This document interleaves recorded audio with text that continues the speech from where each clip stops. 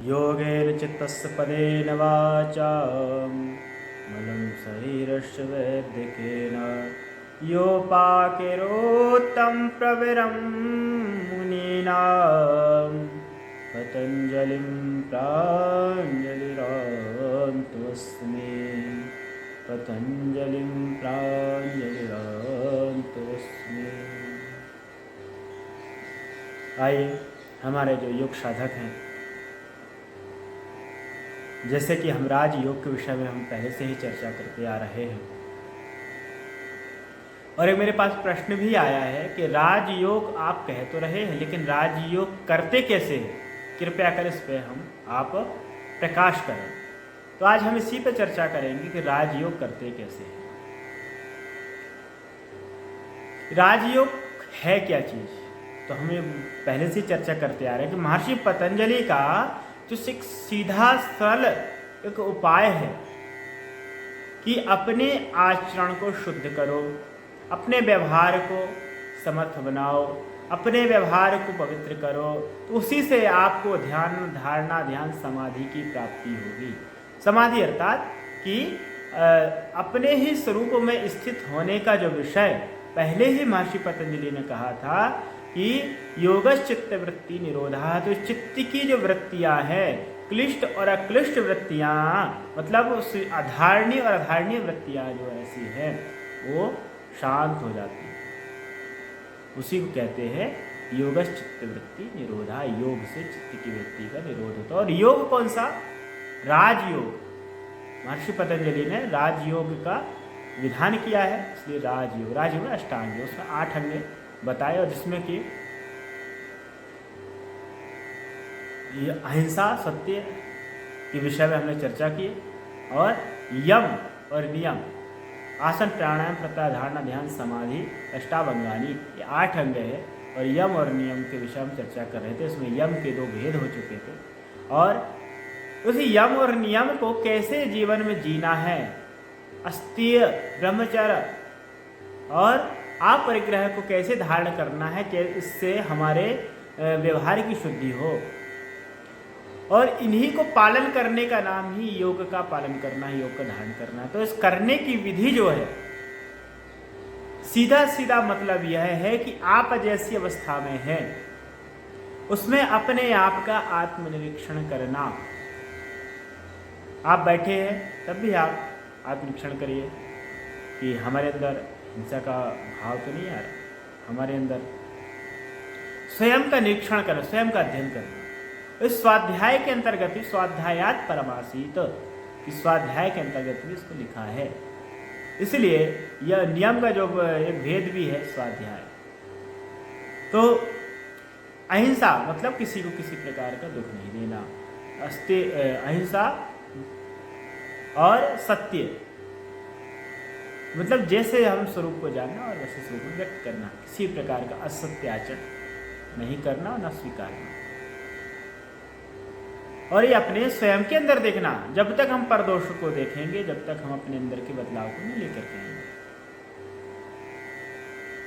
तो फिर अस्तेय, सुबह से लेकर शाम तक आपके अंदर बहुत सारे भाव ऐसे उठते हैं चोरी के। स्तेय का अर्थ होता है चोरी, और अस्तेय का अर्थ चोरी ना करना। और करने की विधि सीधे से यही है राजयोग की, कि आप अपने व्यवहार को क्षण क्षण आत्मनिरीक्षण करिए। सुबह उठे, ईश्वर प्राणिधान करें, भगवान को प्रणाम करें, समर्पित करें, हे प्रभु ये सारा जो भी अस्तित्व है प्रभु तेरा है। जो भी जिस रूप में जिस भाव से हम भगवान को अर्पण करते हैं ना, वैसे ही आप अर्पण करिए। पत्रम पुष्पम फलम तोयम यो मे भक्ता प्रच्यति, गीता में भी वंदना किए है। जो भी मानसिक संकल्प है, मानसिक समर्पण है, वो आप करते रहें। भगवान के प्रति कृतज्ञता विज्ञापित करते रहें ईश्वर के प्रति। और उसके बाद आप जो भी क्रिया कर रहे हैं, ऑफिस जा रहे हैं, भोजन कर रहे हैं, तो भोजन पूर्ण जागरूक तरीके से अपने आप का निरीक्षण करते हैं। तो जब ऐसे धीरे धीरे अभ्यास करेंगे, क्योंकि अधिकतर मनुष्य के पास क्या होता है कि अगर वो बैठा है यहाँ पर, लेकिन सोचेगा कहीं और की।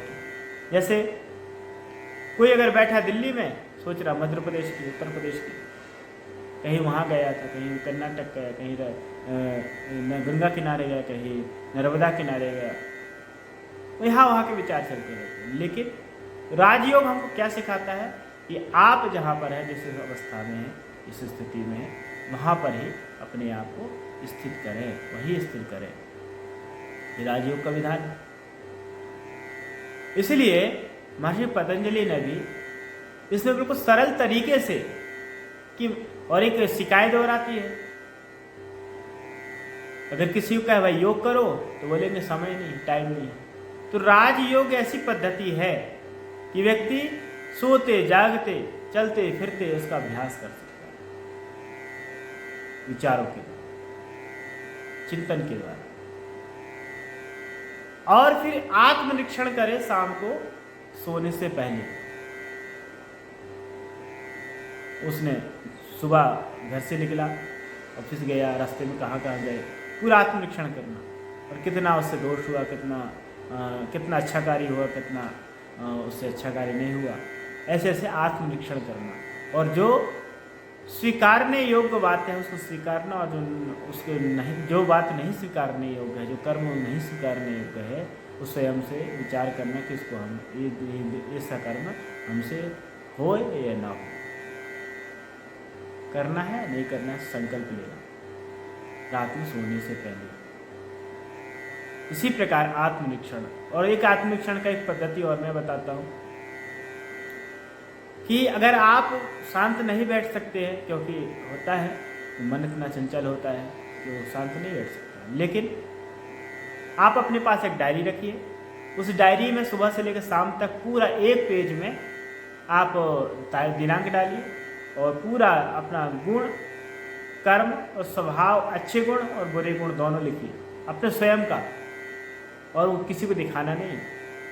जब ऐसा आप करेंगे धीरे धीरे धीरे धीरे, क्योंकि लोग सद्गुण ज़्यादा लिखते हैं, अवगुण कम लिखते हैं, क्योंकि स्वयं दूसरों के गुण तो हम पहचानने में बहुत समर्थ होते हैं, लेकिन जब स्वयं के गुणों की बात आती है तो उसमें बड़ा व्यक्ति पीछे होता है। इसलिए स्वयं के जो गुण हैं वो भी लिखें, और अवगुण हैं वो भी लिखें। अगर अवगुण लिखेगा तो व्यक्ति के अंदर, मनुष्य के अंदर, साधक के अंदर हीनता का भाव आएगा, और सद्गुण लिखेगा तो उस देखेगा या फिर लिखेगा तो उसके अंदर अहंकार की भावना आएगी। इसलिए अवगुण और दुर्गुण दोनों लिखना है स्वयं के, और एक रोज एक अवगुण, एक जो बुरी आदत हमारी है उसको रोज त्यागने का संकल्प लें कि ये आदत आज से हम त्यागते हैं, कल से हम धीरे धीरे देखना आप स्वयं के प्रति ध्यान देने लगेंगे, स्वयं के विचारों के प्रति, स्वयं की क्रियाओं के प्रति आप ध्यान चलने लगेगा।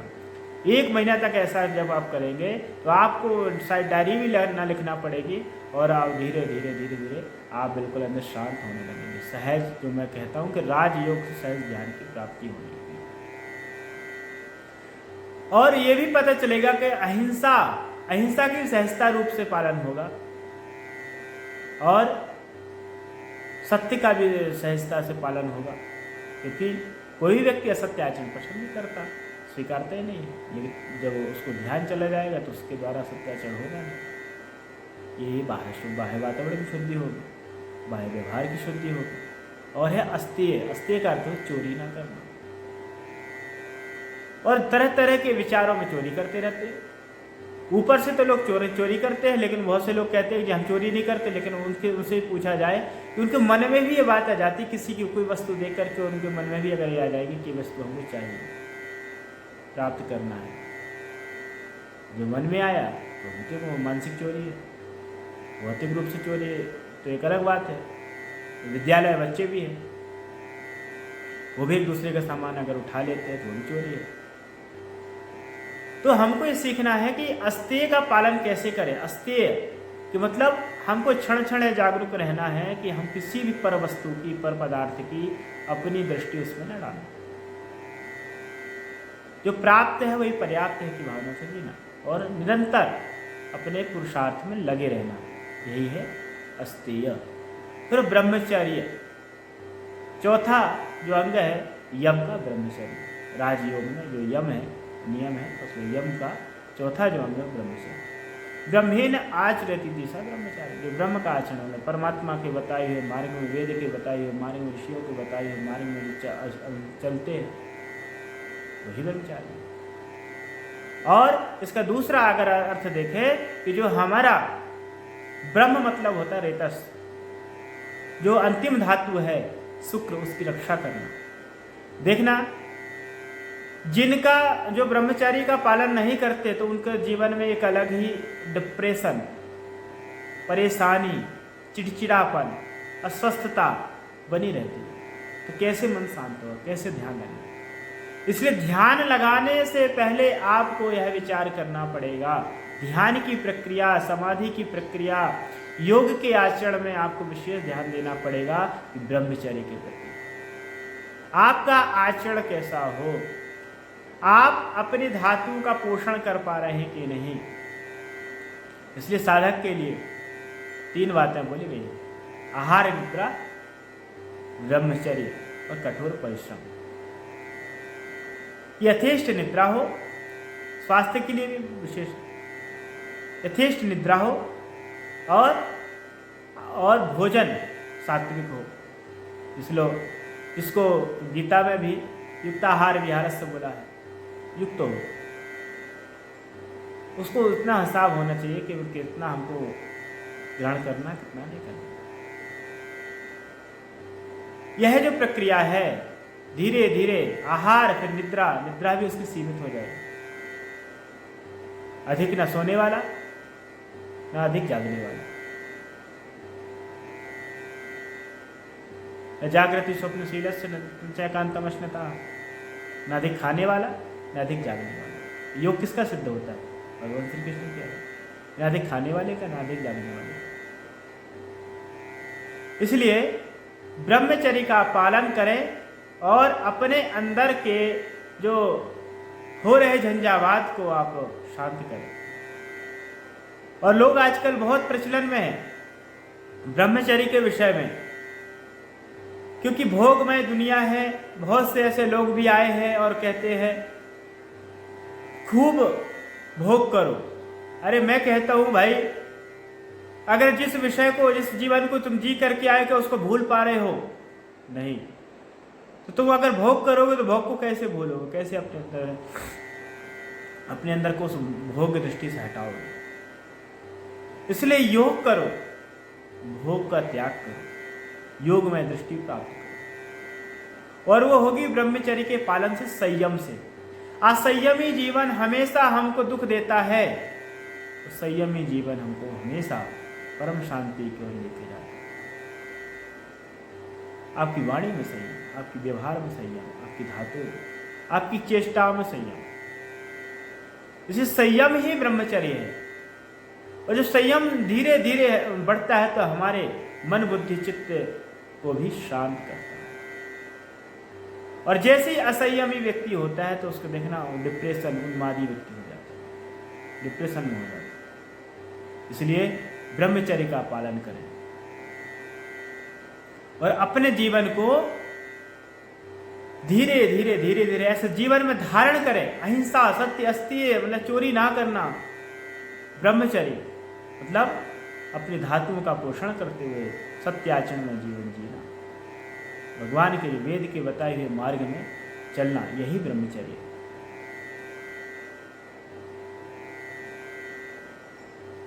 आजकल युवाओं में खूब अब्रह्मचर्य की भावना, आज उनका जीवन देख सकते हैं। जिन जिन लोगों ने अब्रह्मचर्य को अपनाया है, ब्रह्मचर्य का त्याग किया है, असंयमी जीवन को जिया है, देखना उन लोगों ने अपने जीवन से हाथ धोया है। कभी उनका जीवन शांत नहीं हो पाया, कभी भी वो अपने जीवन को समझ भी नहीं पाए। युवक युवतियों को देखो आज खूब आत्महत्याएं करते हैं छोटी छोटी सी बातों में, क्योंकि संयम नहीं रह गया, धर्म नहीं रह गया। धर्म क्या है? तो जीने की वह कला जो हमको एक संयम से बांधती है, वही तो धर्म है। लेकिन जो जीवन से हाथ धोना सिखाती है, जीवन से मुक्त, जीवन को को त्यागना सिखाती है, जो असंयमी जीवन सिखाती है, वो धर्म नहीं है। इसलिए मेरे योग साधकों, आप लोग यह विशेष ध्यान रखो कि आपको जीवन में राजयोग को अपनाना है, अर्थात महर्षि पतंजलि के योग अष्टांग साधन है। क्योंकि बुद्ध ने भी इस जीवन को अपनाया, महावीर ने भी अपनाया, तब उस परम सीमा, परम शांति को पा पाए। आचार्य शंकर ने अपने इस जीवन को स्वीकारा। भोग में तृप्ति नहीं है, तृप्ति है तो योग में है। इसलिए आप जागो और क्षण क्षण जागो कि आपको कोई बुरा विकार, बुरा विचार घेर ना ले। इसलिए आप सबको पुनः इस श्रृंखला से आगे जोड़े रखेंगे। और आज का विषय इतना ही है कि आप अब, और जो प्रश्न था कि राजयोग का अभ्यास कैसे करें, तो आप जिस अवस्था में हैं, भोजन कर रहे हैं, रास्ते में चल रहे हैं, तो आप जागरूक होकर के चलें, अपने स्वयं का आत्मनिरीक्षण करें। तो आत्मनिरीक्षण से ही राजयोग सिद्ध होता है, और आत्मनिरीक्षण ही राजयोग है। एक प्रकार से मैं ऐसा दृष्टि दे रखता हूँ। इसलिए जिस प्रकार मैंने जब इस जीवन को अपनाया था, वो स्थिति क्या थी, धीरे धीरे आज उसी राजयोग की पद्धति से आज मैं कितने आनंद में हूँ, मैं ही जानता हूँ। इसलिए जो भी मेरे युवा साधक भाई बहन हैं, जो भी माता बंधुएं हैं, सभी इस राजयोग पद्धति को अपनाएं। अगले फिर श्रृंखला में आगे इसके विषय में चर्चा करेंगे। और आज के लिए बस इतना ही। हरि ओम।